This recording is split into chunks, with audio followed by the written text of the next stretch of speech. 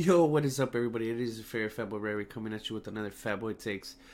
On today's pod, we're going to talk about the Lakers today. As of late, they have been taking some L's against good teams. We're going to talk a little bit about those games. Well, they took 2 L's to good teams this week. We're going to talk a little bit about that. And we're going to do our typical, our NBA talk. Talk about a bit about the All-Star game. Nothing too crazy today. Maybe I'll talk about other subjects here and there, but for now, this pod is going to be focused a little bit on the Lakers. And of course, I already know we're going to talk about those other NBA teams, the good teams. I hate to say it. And then also, we're going to talk about teams that need to make trades. That is something we're going to talk about as well today. And also, I have to say sorry to that man Bam Adebayo and my boy Dre, because he roasted me for saying his name wrong. He said, boy, you better get that fool's name right next pod. You done goofed. And I'm going to. Bam Adebayo. There you go, Dre, my boy. Yep, so we're going to get to it today.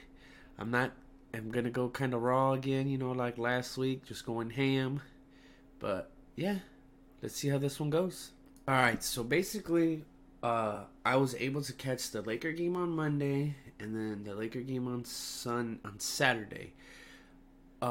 Two things I've noticed in those two games that is, like, very, very clear to me is that when they need Kyle Kuzma to show up for a big game, that man is literally non-existent. Against the C's, he was terrible. He shot terrible. He played terrible defense. Same thing last night against the Sixers. He was fucking god-awful.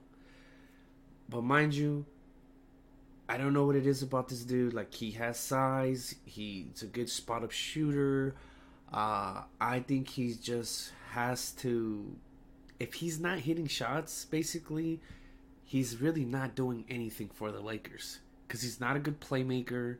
He doesn't do anything well.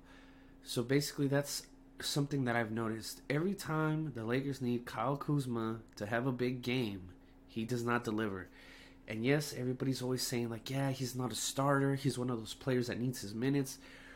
What do you mean? Kyle Kuzma is literally better than most players on the second unit for any team. When Kyle Kuzma is in the game, he's going up against second units. Kyle Kuzma should be fucking destroying second units. Like, there is no excuse for Kyle Kuzma not to be dropping 15, 18 points easily against second units. His problem is that he cannot attack, he can't create his own shot, and he refuses to post up. Like, that's one thing. In the offseason, this dude was working on his game with Jaylen Brown and Jason Tatum. All the videos that you saw in the summer, they were all videos of them practicing in the post. This man literally does not post up, and maybe that's not his fault, but he needs to be like, yo, coach, you need to put me somewhere where I can succeed, because he is bigger than a lot of players. So he really needs to try to take advantage of players in the post. He worked on his one-on-one game in the post during FIBA. So that's kind of weird to me that they are not using him in the post. But that's probably not a him thing. That's his coach, because he loves to have AD in the post. Sometimes he won't even have AD in the post. I don't know. I feel too like a lot of the issues have to do with Frank, because Frank is not. It's still the same thing. It's still, we're trying to play the classic LeBron fucking offense. LeBron has the ball. Let me hold the ball for a bit. Dribble. All right, cool. I'm going to drive. I'm going to kick to a shooter. And it's like, okay, we're halfway through the season. Where's the constant pick and rolls, man? This is another thing. This is fucking ridiculous. It is too far in the damn season for these guys not to be pick and rolling like crazy still. I don't understand. That's a coach thing, though. But now back to Kyle Kuzma. Like, I just don't understand. every game they need Kyle Kuzma to be big, he is fucking terrible. Last night was a perfect example against the C's. Yes, mind you, he scored 13 points against the C's, but all those points came in garbage time. So he was terrible against the C's. He was very, very, very bad against the Sixers last night. He shot terrible last night. He only had 4 points. That's a game that they needed him to come up big, and he did not deliver. So that's a trend that I've been seeing, that when they need him to deliver, he has not delivered. Hopefully, I feel like maybe he might get traded, because he is like kind of like the odd man out. Like everybody's, and then I heard that the Lakers declined a trade for Derrick Rose. Literally Caruso and a second round pick for D Rose, and the Lakers said no. It's like, what the hell are you doing? D Rose is a walking bucket. Yes, he's injury prone, but he hasn't really got injured this year. So it's kind of weird to me that they would decline that trade, because they're like, oh, Caruso plays good defense, but Caruso doesn't give you nothing offensively. And at least Derrick Rose can play somewhat okay defense, but he's gonna give you buckets. That's something I don't understand. I read that yesterday, that they declined that trade. That just made no sense to me. Derrick Rose is literally one of those players that you put in, you literally, he really is gonna come in here and he's instantly gonna make your team better. And it's like one of those trades that would have kind of put them right there with the Clippers, because that's something about the Clippers. Like the Clippers literally, I feel like the Clippers team is like more complete. Yes, the Lakers have more wins, but that does not matter. Like if you know ball, like when you watch the Lakers play and you watch the Clippers play, it's like the way the Clippers are playing, that's going to win you games in the playoffs. Like the Lakers are over here shitting on every bad team, and then when they play good teams, contenders, I think the Lakers are like 1-6 against contenders. Like the only good contender they beat is the Denver Nuggets. They haven't beat the Bucks, they haven't beat the Clippers, they haven't beat the Celtics, they just lost to the Sixers.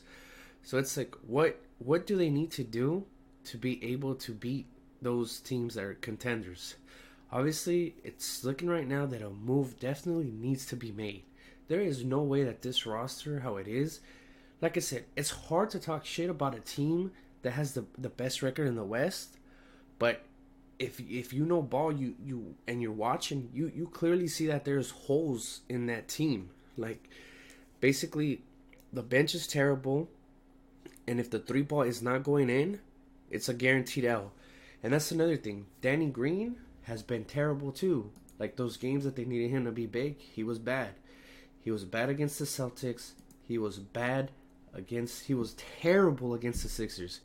This is a dude that you brought. This is your 3-and-D dude that you brought in, that you overpaid for one. You overpaid for Danny Green, and he's playing like complete poop. Like, dude, you cannot go 0 for 5 from 3. They literally brought you here just to play defense and to hit shots. That is your role on the team. You cannot be playing like that shit. That's another problem right there. The role players need to step the hell up, because what I saw last night in that Sixers game, LeBron and AD were literally like, yo, get in the fucking luggage, guys. We're going to try to get this dub. And it was like, what? You guys couldn't step up? It's basically, this is the problem the Lakers have all year. If AD and LeBron play good, like they're the only two that sometimes they'll only play good, and then everybody else plays bad. It can't be like that. The whole team, the role players need to step up and help them, or else there's no way this team's going to win a championship. Like, there's just no way. I don't see it. And that's the thing about the Clippers. Like, the Clippers, like, Kawhi will be going off. PG hasn't been playing, but the role players always step up. That's something I noticed. The role players for the Clippers always step the fuck up. That's something that Lakers, hopefully, they can figure something out. Like, and also Avery Bradley was okay, but there's games that AB plays terrible too. It's like, this team, I just don't know. Like, I don't know if we're getting bamboozled by the Lakers or not. It's like really, really, really hard to tell the potential of this team, because it's like, yes, they have the best record in the league in the West, but it's like every time they play somebody good, they get destroyed. Like, except for the Bucks game. But other than that, every other team that's good that they've played, they've lost to. And the Rockets, but remember, the Rockets right now are a dumpster fire. So I don't know what the hell's going on in Houston, but something has to get fixed in Houston because that team is like literally terrible right now. But no, back to the Lakers. I don't know. I just don't know what this team can do. Maybe it needs they need to make a trade. Like, I hate to say it, Kyle Kuzma gotta go. He gotta give you better defense. If he ain't giving you offense, his defense at least has to be lights out. He is not giving the Lakers nothing right now, and it's literally resulted in 2 L's. Like, I get it. There's a lot of you Laker fans that like, oh, he dropped 36 points, and it's like, oh, he's dropping them against bad teams, and it's like, he's supposed to score big against bad teams. What you need him to do, you need him to show up for those big ass games, like the games that are like playoff atmosphere. You need him. It's like I've been telling you guys, and the lifelong Laker fan has been telling you guys, if this dude does not step up as the X factor, as that third option, this team is literally not gonna go anywhere in the playoffs. And it's no hate, it's the honest truth. Like, if these dudes do not step up, if he does not step up, or the role players, this team's literally gonna be done in the playoffs. There is nothing LeBron is gonna be able to do. LeBron is literally, it's how the West is. LeBron is literally not gonna be able to do what he did in the East, where he just goes for 50 and he barely squeaks out a win. In the West, the Nuggets, they're there. The Clippers are definitely there. To me, the Clippers is still the number one threat to the whole West. Like, the record doesn't reflect it, but when you see them play against good teams, they handle business every time. Yeah, they'll lose to those bum teams, but they handle business. That's something, I don't know. But the Lakers need to do something. They need to figure out a way to get Kyle Kuzma going early, get his confidence up. Same with Danny Green. Danny Green can't be shooting like trash, or else it's literally definite L. That's pretty much it about the Lakers. That's just like a couple of things I've noticed. They're still not running like the pick and roll to death. Like, their defense is still super solid, but if the offense is not clicking, it's not going to work. The defense ain't going to save them in the playoffs. Their defense only can do so much. And it's like, also, that's another thing. When the Lakers were making that run yesterday, when they were coming back, all of a sudden, like, oh, you're like, oh, damn, these guys are like down 6. And then the Sixers were just like, okay, here we go. Big Al Horford, 7 points down the stretch, literally put the game away. Like, and it was just bad defense. Like, they left them wide open for that 3-point shot, and it was like, oh, what the hell's going on here? It's literally for game right here. Hits the 3, and that was game. It's literally, he goes on that 7-0 run, because it was a 7-0 run from Al Horford. He goes on that 7-0 run, and then the rest of the Sixers took over the game, and that was it. And another thing, you cannot let Tobias Harris drop 29 points on you. There's just no way. This dude has been playing like absolute poop. You guys made this guy look like an all-star last night. I don't know. We'll see. I don't know. It's like I said, the Lakers need that third guy. Because right now, Kyle Kuzma is definitely not looking like that third guy. And the role players definitely need to step up. So hopefully we'll see. And I know it's too late for Vogel to go away from the classic LeBron drive and kick offense. They're stuck playing that until the end of the season, until the end of this year, until their playoff run ends, or if they make it to the chip. They're stuck playing with the classic LeBron offense. And also, I think AD might still be injured. It's just, he played well last night, but the 2 games before this game, he's just like really average. Like, he was bad against the Celtics. You can tell he was, he was walking a little gingerly. He wasn't himself. You can tell he wasn't himself. He wasn't aggressive. He was just like really passive. And that's another thing I've noticed about the Lakers. They're really, really passive. They need to be more aggressive. They need to be aggressive all the time. This is literally a team that can attack the whole time. And then, like, that's one thing I noticed. When things are going well for them, they're going really, really well. Like, the defense will be like shooting on all cylinders. Like, they'll look great. And then the offense is just flowing. When they'll have everything going, this team looks great. But it's like when something's off, it's really, really off. It's like kind of hit or miss with this team right now. And like I said, it's really hard to shit talk a team that's 36-10 with the best record in the West. But also you gotta see that when they have to play really good teams, they just haven't been able to show up and get a W. And this is another thing. They play the Clippers this week, so that's another big game. If they lose to the Clippers, I'm letting you guys all know, all you Laker fans, get ready to hear the media rip these dudes. It's coming. If they lose, you're just gonna hear the media, oh, we don't know if this team is what it is. Like, get ready. Just letting you guys know, giving you a heads up. I already see it coming. That's pretty much it for the Lakers. I know I said it earlier, but that's it. No more Laker talk. All right. Let's talk about the Clippers a bit. The dudes that ran out to Staples Center. No disrespect to the Clippers, but it is what it is. It's the truth. They ran out to Staples Center until they hang a banner. Who knows? Maybe even when they hang a banner, they still won't get recognized, as the face of LA. But whatever. Let's talk about the Clippers. Right now, the Clippers are playing great. Yes, they take L's to those bum teams because, they don't care. They load manage. It's clear that they don't give a shit about their record. It's clear that they are valuing the rest of their top players to be ready for the playoffs, to be well rested for the playoffs and make that playoff run. So basically, the Clippers, every time the Clippers have to play a good team, they show up. I hate to say it, except for when they play the Bucks. The Bucks like 20-pieced them both times. But whatever, that's a different story. That was at the beginning of the season. This team's looking better since then, but it's like the Clippers. I feel like the Clippers don't give a shit about their record because they're just, like I said, just trying to rest Kawhi, Paul George, Patrick Beverley for the playoffs.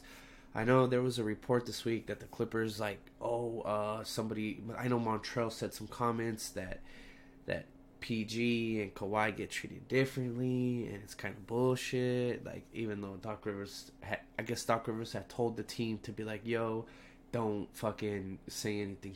Don't say anything that will affect this team negatively in the media. And obviously, he had some comments. So then everybody started with the, oh my God, there's turmoil in the locker room. And Patrick Beverley shut that shit way down. My man straight up tweets and he's like, fake news, letting them know that it was complete bullshit. But you never know if it's bullshit or not. Of course, some players going to try to do damage control. But Kawhi right now is just playing on another level. I know PG just got injured again, hamstring or something. The only issue I see with the Clippers is like the Clippers play a lot of ISO. And I know they were like one of the worst teams ranked for like assists and for like how many times they passed the ball. It was like, I read it was like 22nd ranked in the league. But Doc Rivers has already noticed it, and I guess he's trying to make adjustments to fix it, so we'll see how that goes. But I'm just going to be honest. The thing that makes the Clippers so scary is the team is hella complete. You've seen it when they have to play against a good team, they lock you up. Like Patrick Beverley does his thing, Kawhi does his thing, PG does his thing. They just make it hard for those top players to go off on them. But like the thing with them, it's like it just seems like they don't care about the record. So it's just like everybody shits on them because, their record does not reflect how they play against those top tier teams, like the contenders that they've gotten dubs almost over every contender. I know they lost to the Rockets, but they've also beaten them. The only team they have not beat is the Bucks, but nobody can really say like, yo, we beat the Bucks, because the Bucks have literally been killing everybody. But right now Kawhi's playing at a high level. He's not playing his back-to-backs. But he has time to be at the strip club throwing money on strippers, making it rain on strippers. But that's a him thing. That's him. He's a fun guy apparently, obviously. But yeah, the team looks solid. Kawhi's playing great. The issue I see with this team is like maybe the ISO will catch up to them in the playoffs because they do play a lot of ISO. Also, I don't know if they're going to have that chemistry because Paul George keeps missing games or Kawhi. like right now they're just winning on the talent of those two players and their role players, because their role players are lights out. I'm sorry, Montrell is gonna get paid next year. Like if Montrell decides to leave, he's going to make money. Also, Lou Williams is locked up. I don't have to tell you guys about Lou Williams. You know what Lou Williams does. Like I don't have to sit here and explain anything about Lou. Lou, bucket. Montrell also has been playing lights out. He's averaging 19 points, career highs, almost like this is probably the best year of his career so far. So Montrell's balling out, but they're saying there's issues, but we never know. But the Clippers look solid. The only issue I see with the Clippers is the chemistry when it comes playoff time, because right now they're just winning by Kawhi going off or Paul George going off, but and their defense. But like I said, we'll see how this team looks after the All-Star break. Well, let's see how definitely see how they look after the All-Star break. The only thing is the ball movement. Like I said, that's an issue, but I guess Doc's already addressing it. He's trying to make adjustments so they move the ball more and get better shots. So we'll see how that goes. That literally just came out last week. So we're gonna see like what this team looks like in a week or two. Like the thing with me is like I'm gonna be honest with you guys. Like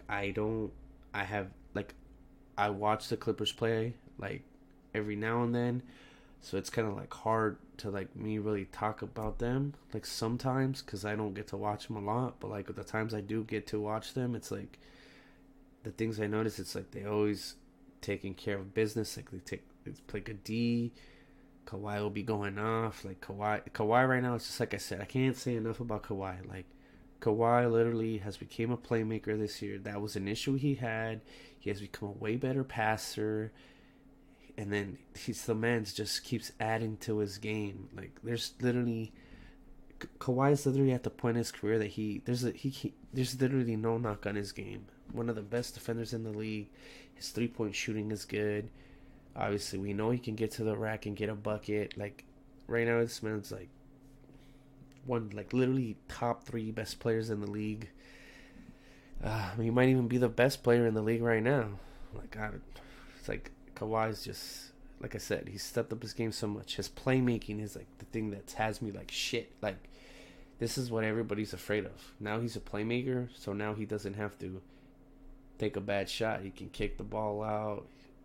It's like that was the knock on his game, that he was not a playmaker, and he's showing this year that he is able to make plays when he needs to. But back to the Clippers. Let me stop gassing up that man Kawhi. But that's like the only issue I see is the chemistry and the ball movement, because other than that, the defense is good. They show up when they have to. They take care of business. That's pretty much it about the Clippers. Like, team's good. Team's good. Team's complete. Team has everything they need to win a championship. They just gotta go out there and do it once it's time. And we'll see how that goes, because, like I said, we still got 40 games left. Yeah. It's pretty much it about the Clips. The Denver Nuggets also have been playing super solid. I've noticed that. They took it out to the Rockets this week, but that's fine. Other than that, they were doing great. Joe Keek is starting to put up those monster numbers again. It looks like Porter, like I said it last week, Porter Jr. is working out for these dudes. The kid's playing fucking solid. But that's an issue we're going to see in the playoffs. We're going to see if Porter can deliver those 16 points in the playoffs against really, really good teams. Because right now you know nobody's scheming to stop that kid. But come playoff times, they're going to be like, all right, what can we do to make this kid uncomfortable? What can we do? So we're going to see if this kid can keep up that play in the playoffs. Jamal Murray literally is playing exactly like it did last year. I don't see any improvements to his game. It's like he's averaging 18 points. It's kind of like, are you going to take that next step that this team needs you to take for this team to be contenders? Because I feel like if Jokic and Murray are not hitting on all cylinders in the playoffs, I don't see this team making the Western Conference Finals. Um, to be honest, I don't think this team makes the Western Conference Finals. No disrespect to the Nuggets, I really really enjoy watching this team play. This is a team I like watching. I like this team, but I don't think these dudes can beat the Lakers or the Clippers in a 7-game series. Like, I always tell my boy Dre that these dudes they do this team does match up well against the Lakers. They really do. They got a lot of good 3-and-D dudes. They got a really really good center in Joe Keek, and but the Jamal Murray, it's like Jamal Murray is the big question mark here. If because you know what you're gonna get from Joe Keek in the playoffs. Joe Keek is a triple double in the playoffs. The big issue here to me is are the role players going to be able to hit their threes? Because last year that was the issue against the Warriors, not the Warriors. Oh my god, I'm having such a big brain fart right now. Against Portland, they didn't hit their threes. They were literally 5 minutes away from the Western Conference Finals, but they couldn't buy a three. And Jamal Murray was terrible that game, while Joe Keek was going off. Like, that's the thing. These dudes need to find a way for Joe Keek and Murray to both be going off the whole time, like the whole playoffs. And then the role players just need to hit their shots. That's like the only way I see this team getting to the Western Conference Finals is if Joe Keek is just, the Joe Keek is not the issue here. Let's just be honest. Joe Keek is a monster. Joe Keek is going to get his triple-double. He's going to get his. The question mark here is Jamal Murray, the role players, and Michael Porter Jr. if he's going to be able to keep putting up those constant 15, 16 points in his 20 minutes against those teams that are going to actually take away some of his offense. But like I said, the Nuggets are super solid. This is a team I really like to watch play. And now, let's talk about the Mavericks. So basically right now everybody's riding Luka's nuts. I'm just gonna say it. Everybody is literally on that man's nuts. Like, I think Luka's a fucking great player, but the issue with Luka is his defense is terrible. Every team is picking up on that. Every team is like, oh, dude, Luka's gonna do whatever he's gonna do on offense, but we're gonna just go at him on defense, and we're just going to give buckets on this man. This man literally he absolutely needs to work on that defense in the offseason. His defense is terrible. He's literally one of the worst defending point guards in the league. Him and Trae Young, both of them. I feel like... And then they just lost Paul, so I know the Mavs are hurting right now. But, mind you, that trade the Mavs just made for Will Cauley-Stein, that trade should be really, really big for them. And also Porzingis, it looks like Porzingis is finally getting healthy again. I know he just missed like 10 games. In order for this team to do anything to even get to the second round, they're going to need Porzingis. We already know Luka can't do it alone. Luka's been trying to carry the shoulder load while Porzingis is gone, and they've been taking L's. Yes, they beat the Bucks, but it's not going to matter. They're not going to beat a good team in a 7-game series. Let's just be fair. Like, it ain't going to go down if it's just Luka. They really, really, to win a series, they're going to need Porzingis to play well. And that's pretty much it for the Mavs. I like this team. Let's see how it works out with the trade. They're well coached. It's just a matter of time. We got to see what they look like a couple games after the All-Star break. Because when Porzingis was playing before he got injured, he was playing solid. They were, I think they were like the 3rd seed at one point. So they really, really need Porzingis. Porzingis is, to me, is a piece that they need to stay healthy. Because Luka, obviously they need Luka to stay healthy, but I don't see Luka getting injured. He hasn't really shown any signs of being injury prone, but Porzingis is like the injury prone one, so they really need Porzingis to man the fuck up and get his body right so he can play. Because them playoffs are literally 40 games away.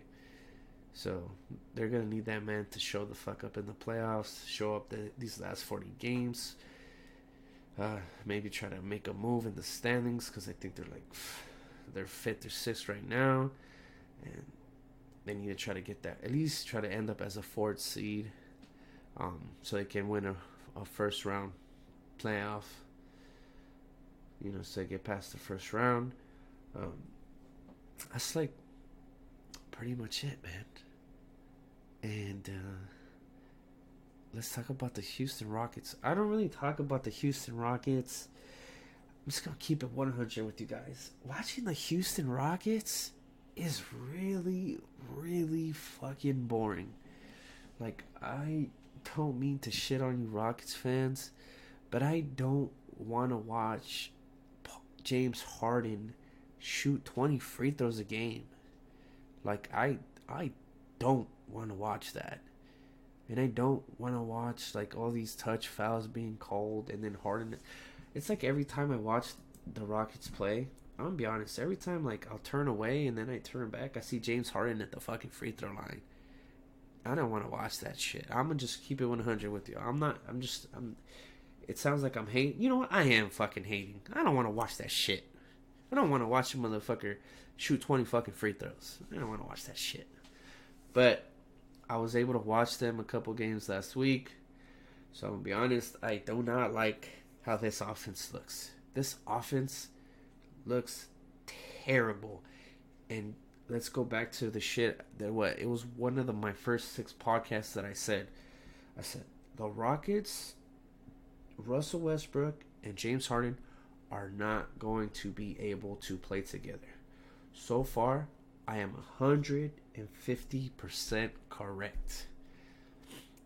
All the issues I said they were going to have, they are having. Those 2 players are both ball dominant. One of them is going to have to sacrifice. And I'm going to be honest, it's not going to be James Harden. James Harden is the better player of the 2. I hate to say it. James Harden's a better player. Yes, James Harden's going through a stretch right now that he's shooting the 3-ball terrible. But in reality, James Harden is the better player. He's also the smarter player. He's better. He's smarter. He shoots better. So he is not the one that needs to sacrifice. But that's another thing. D'Antoni gives Russell Westbrook and James Harden too much control of the offense. The thing I noticed the most when you watch the Rockets play, you see everybody just standing around watching Russ or watching Harden. You don't see no cuts. You don't see nothing. All it is straight up ISO. It's like, go ahead, James. We're just going to stand here and try to get the rebound. And you're going to go one-on-one with your defender. Same shit with Russ. And I know it's not going to change. It's way too late. D'Antoni, there's nothing D'Antoni can do at this point. Because this is the same bullshit offense they've been running for like the past 2 years. And obviously we know it doesn't fucking work. It's like beating a fucking dead horse at this point. You know this shit don't work. And you won't keep doing this bullshit. So it don't matter. It's like I said. It's literally what I said. Everybody's just standing around. Go ahead, James. Go ahead, Russ. Nobody's moving around. You ain't seeing no pick and rolls. You don't see nothing. You just see straight up ISO. And I don't think that's gonna change. So whatever, that's not gonna change. But in order for this team to find success, Russ is going to have to not be the guy, because he's not the guy. James Harden is the guy. What Russ needs to do, he needs to set up his team. He needs to just be typical. They just need to move the ball. It's like, and they don't even set screens for each other either. It's so weird watching them play. It's literally Russ or Harden from the top of the key with the ball, ISO. That's the offense. And it's like, okay, no screens, nothing. You don't see anybody running around, slashing. You don't see any of that. It's just literally ISO. Go. What's the next play? ISO. What's the next play? ISO. Boring shit. But yeah, like I said, something has to be done. Russ is the player that has to sacrifice, not James Harden.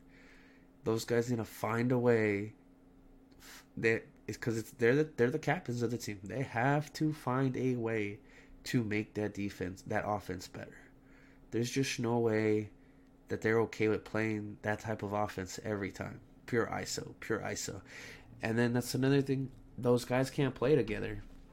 There's literally... Perfect example.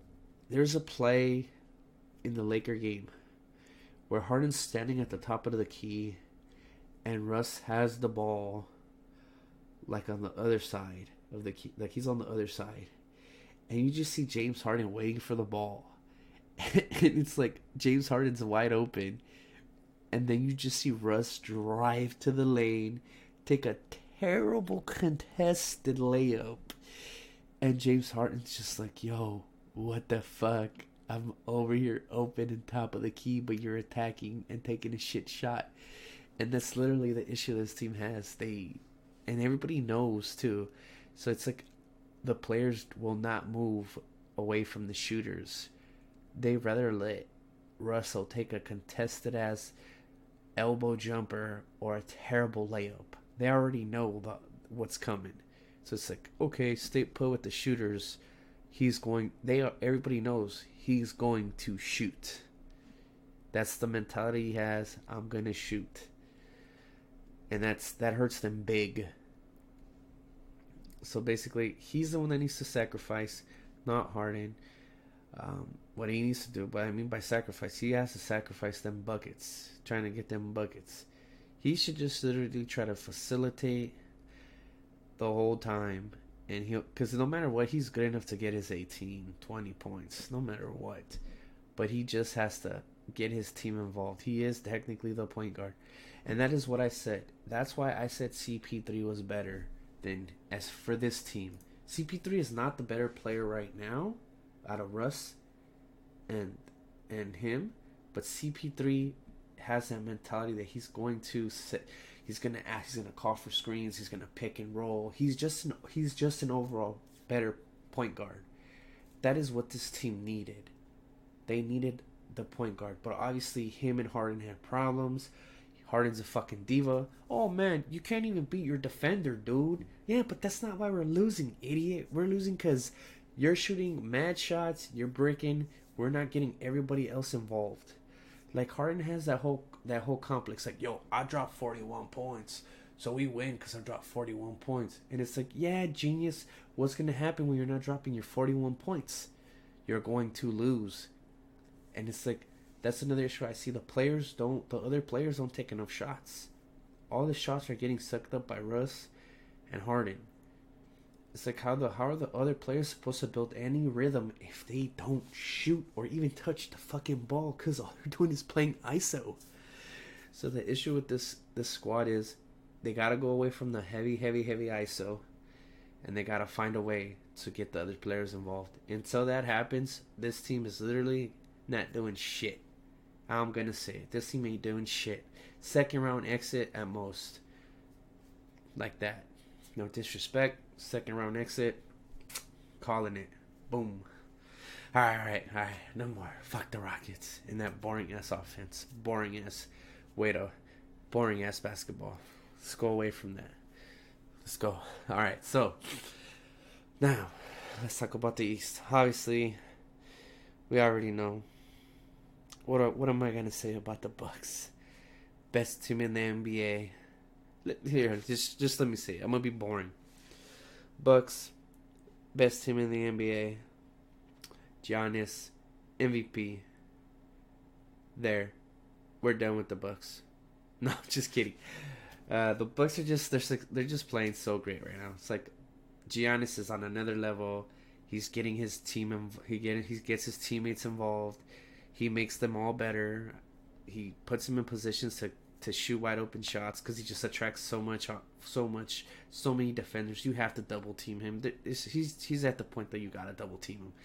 Your best way to try to stop Giannis is to make him a jump shooter. But even now, he's burning teams he's making his shots. the way you beat the Bucks, it's still the same formula. Like, you got to go at Giannis. You got to make him a jump shooter. If he makes the shots, he makes them. If he doesn't, he doesn't. But that team is rolling right now. Their shooters are splashing everything. Their defense is fucking great. This team's ready already. This team is literally gonna play this way the whole time until the playoffs. This is probably my pick to make the finals from the East. That hurts to say, but the team's playing great. Great defense. Their shooters are hitting their shots. Giannis, it's like I can't say enough about Giannis. Giannis is just on another fucking level right now. Let's just be honest. It's like I said last week. Let's not waste our time with these MVP votes and all that shit. Just give the dude the MVP and let's just call it a day. That's pretty much it about the Bucks. Like, you can't really say anything bad about the Bucks because the Bucks are playing great right now, and it's literally their defense and offense. Everything is clicking for that team right now. This team is just killing everybody. It's like I can literally talk about this team all day, but I don't want to because it'd be the whole pod. But yeah, big ups to the Bucks, best record in the league. Let's talk about the Heat again. The Heat balling. Yes, they lost to the Clippers, but other than that, the Heat were on it. Bam Adebayo been balling. Jimmy been playing great. The defense has been good. Hero still playing good, even though he played bad against the Clippers over here, telling what's his name that he can't guard him, and then they fucking got their shit pushed. Poor dudes. But other than that, Heat's second best record in the East right now, followed by the Raptors. This is a team I did not talk about last week.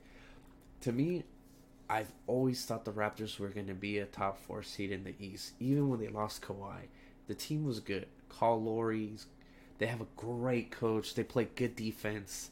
And Pascal Siakam is showing that he's the dude. This team is going to be dangerous in the playoffs.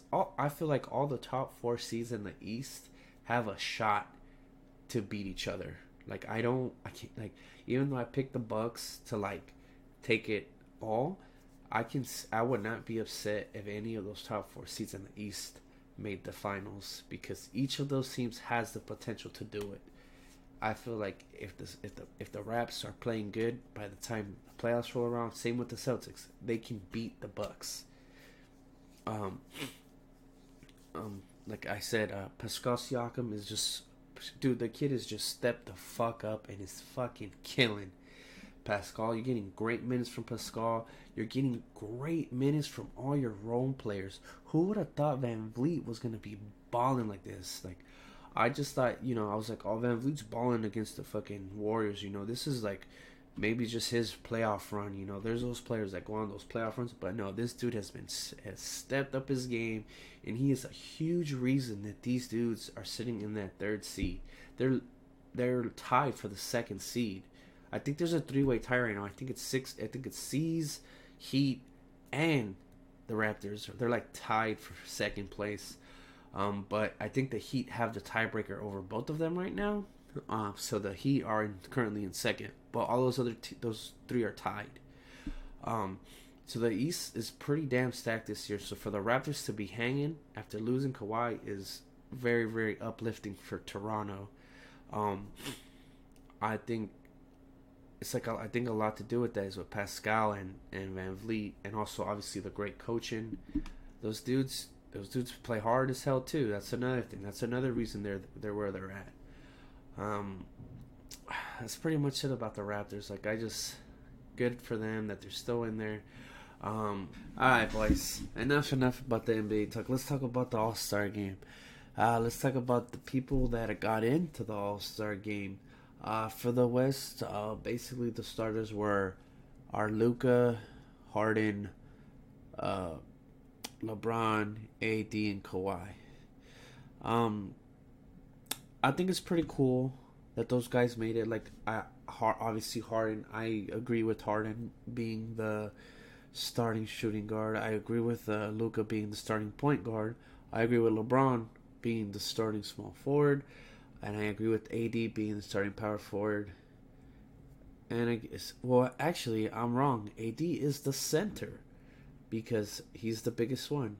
Because Kawhi and LeBron are the starters. So that means, I guess, either LeBron or Kawhi is going to play power forward. Um, my issue with that starting five, I think that starting five is fucking bullshit. The reason I say it's bullshit is because I do not believe that Kawhi Leonard should be a starter. I know I raved about Kawhi in the beginning of the pod when I talked about the Clippers, but let's be honest, it's kind of bullshit that he got the nod over Jokic. I feel that Jokic should be the starting center and AD the starting power forward. Kawhi literally has been missing a shit ton of games, and we're going to reward him by naming him the starting all-star. And it's like, dude, he's missed half of the games while Jokic is out here monster numbers, over here hitting game-winning shots, doing what he has to do to secure that second seed for the Nuggets. And we're going to snub this man and tell this man that his ass cannot start? That we're going to give it to Kawhi? Ouch, dude. Ouch is fucking indeed, bro. That is tough. Also, that's my issue with the starting five for the five that got selected from the West. I don't think Kawhi should be a starter, and I have to hate on this motherfucker right here too. I don't hate him as a player. I think he's a great player. I think he deserves to be an all-star, but he does not deserve to be a starter. Trae Young does not deserve to be a starter. I don't give a flying fuck if he's averaging 29 points a game. The dude literally gets, I hate to say it, he has the most freedom of any damn player in the league. He plays for the worst team in the damn league. Of course his numbers are going to be inflated fucking mad crazy because he plays for a shit team. He literally has to do everything for that team. Honestly, I would have rather took, I think Jimmy Butler deserves that starting spot over Trae Young. Jimmy Butler has his fucking team as the second seed right now, and he is the best player on that team. Jimmy, I agree with everybody else starting, but not Trae Young and not Kawhi. I don't think it's fair that you're going to start Trae Young over a player that's averaging, he's averaging 8 points less, but his team has a way better record than this dude. I get it, he's averaging 29 points, 8.6 assists. He deserves to be an all-star, but he does not deserve to be a starter. You guys can come at me all you want. I'm not trying to see this dude start in the All-Star game with this garbage-ass fucking team record over a dude that's putting in crazy-ass work to have his team be the second seed in the East. I'm all for. And then another thing, the Joel Embiid starting is kind of questionable to me too, because Joel Embiid's injured right now. He's hitting he's about to miss about 15, 18 games. So Joel Embiid kind of starting is kind of BS. I think Pascal has earned the right to be a damn starter. The kid is playing fucking great. Kemba, obviously, we're not going to say... What are we going to say about Kemba? We all know Kemba deserves it. Kemba has the Celtics tied for the second seed in the East. So big ups to him because usually he's been a reserve. I think this is the first time he's able to start. And also, I know a lot of people out there have been saying, oh, there's a lot of all-stars that have come from bad teams. Yes, but I do not want to see this dude start over a dude that has a way better record than his team, and he clearly deserves to be the starter because his team is playing way better than this dude's team. And I know it's not Trae's fault that he has a bad team, but come on. I'm not trying to see this dude start over somebody that definitely deserves it more than him. I'm not saying he doesn't deserve it. I'm saying I don't like it. Because I think it's BS. I think Jimmy should clearly be the starter, not Trae. But whatever, to each their own. They haven't announced the reserves yet. Um, I know like there's a couple of players that we don't know. Like a lot of people want Caruso to make it. I don't want fucking Caruso to make it. That's a fucking joke. I do not want Taco Fall to make it. That's a fucking joke. All you fucking memers need to stop doing that shit. The NBA All Star fan vote is a fucking joke. The fans should not have a 50% say in this shit. The fans literally need to have a 30% say, and then the reporters and all the NBA analysts need to have like a 70% say. This 50% say that the fans have is complete bullshit. Fans, there's a lot of dudes that are fucking idiots that are able to vote. Like, no way in fucking hell I'm gonna fucking vote Caruso. Like, you memers and you Laker fans are fucking clowns. Same with you Seas fans. I love my Seas, but you guys are fucking clowns. Taco Fall does not deserve to be an all-star. Get that shit the fuck out of here, him or Caruso. Uh, so paint your face, clowns, for that shit. Like, there's no way that those guys should have more votes than than Jason Tatum. Than who else do they have more votes than? They have more votes than Russell Westbrook. Like, what? Come on, guys. Let's get this shit together. Let's not vote like fucking idiots that we make the whole NBA fan base look like a fucking joke because we got fucking Caruso and Taco Fall. Fucking, I think Caruso was like number 6 in votes, and so was Taco Fall for the East, and it's just kind of like, what the fuck are we doing? We're making this fan voting look like a fucking joke by us voting this bullshit. It's the fucking truth. I'm just gonna keep it real. A lot of people have fucking voted, and like some clown shoe ass votes have been going down. You know what? I'm gonna end the pod here. I'm gonna get the fuck out of here, man. I'm pretty tired. I'm sleepy. I got home. I woke up early. Your boy's beat. As always, I hope you guys enjoy the pod. Like as I always say, thank you for sticking around. Hopefully you listen to the whole thing. I hope you guys have a great day. Yeah. Don't forget to follow on Podbean, Apple Podcast, on Spotify. If you guys want to correct me on anything, go ahead and do it in the comments and Podbean. You know me, I'm always down to talk. I always try to respond to you guys. I hope you guys have a wonderful day. Peace the fuck out.